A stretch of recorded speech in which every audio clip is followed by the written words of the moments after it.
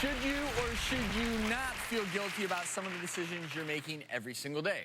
That's what we're covering. Like this next issue. I bet many of you out there may be guilty of this.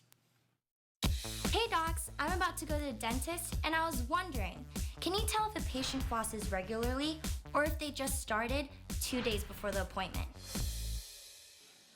That's a good question. Should you feel guilty about not flossing until 24 hours before your dental exam? I think I know the answer to that, but we do have periodontist Dr. Sanda Moldovan along with Andrea and Michelle. They're going to help us explain the answer.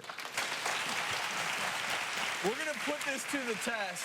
One of these two, Michelle or Andrea, flossed her teeth religiously for 6 months leading up to this dental exam that's about to occur on stage. The other one only flossed once in the last 24 hours. Can you tell the difference, Dr. Sanda? We can absolutely tell the difference. So, Michelle, what I like to do is use my periodontal probe, and this actually tells me the health of your gums around the teeth. And I'll be able to tell how healthy they are. All right, we'll probe away. Turn your head a little bit left here.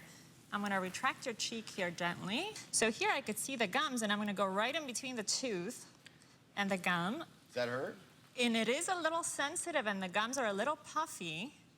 And the reason is I could tell you were flossing really hard in the last couple days. Totally, you caught me. Well, what happens when you floss so hard, you can actually injure your gums, and they swell up a little bit. That's why they're tender. It's almost like having a splinter in your hand.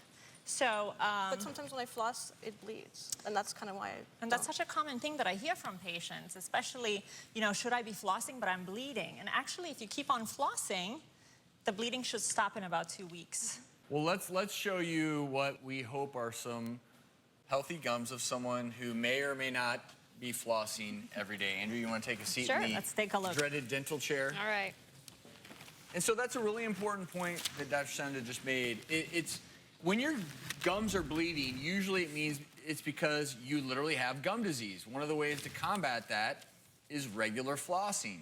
Yeah, and the reason why we floss is not just to remove the food particles that are sitting in between the teeth, it's really to remove the bacteria that's sitting in between the teeth, which can cause gum disease.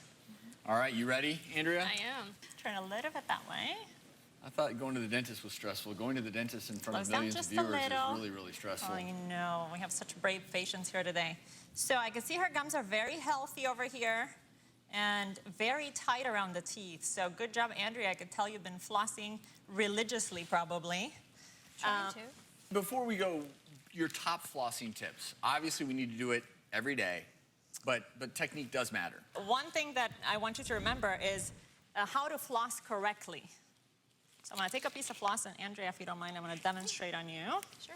So what we want to do, you could put the floss right in between the teeth like that, wrap it around like a C. You don't want to go straight up and down like this. You could create a lot of damage, and I could actually see floss cuts in the gum. So you want to wrap it around the tooth and go sideways to clean the bacteria that's sitting right under the gum. And you can come back out. So you're sliding it around the tooth, not jamming it right into the gum. Not jamming it. What happens That's is... what a useful little tip, right? No one ever teaches you how to floss, but now we all know, Dr. Sanda. Thank you so much, Andrea and Michelle.